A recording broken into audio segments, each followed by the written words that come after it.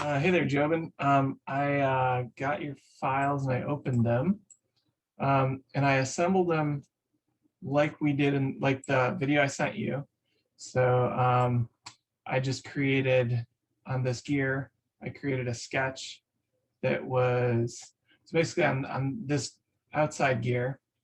I created this sketch. Let me change my view a little bit here. Let's go to wireframe.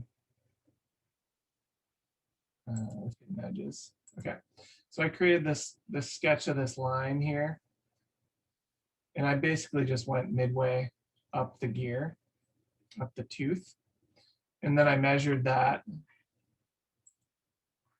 and then so I measured from here down to the center line on that sketch, and then I created on this gear a circle that was the same diameter or the same radius basically as it is from here down to the center line, so that then I could create a tangent relationship once we got those positioned. So I just basically positioned the gear, with some constraints to hold it on the, hold them aligned, and then I created a motion constraint, just like was seen in the video, so that when you move it, it's going to move this way.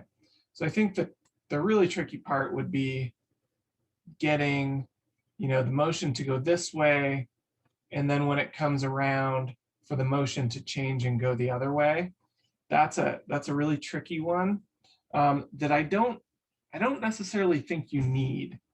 I think what is going to be helpful though is just to see how these teeth mesh. And as you can see, there's a couple things. They're not meshing quite exactly. So that there's very little clearance. So if you can see between here, there's not much clearance between the two gears, which then causes it to get pretty tight, and then they overlap.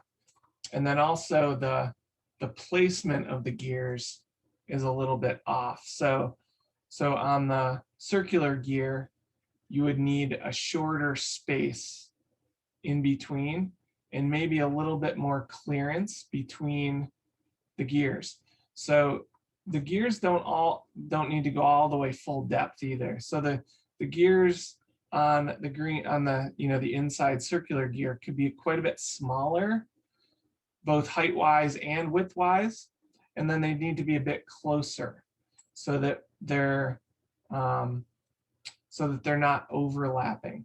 But the cool thing about this mate and the way this mate is set up is you can do this and you can see the overlap and the collision. And then you could adjust as needed. So if you think about those gears coming down here, these gears would have to be clear of the rack before these gears engage.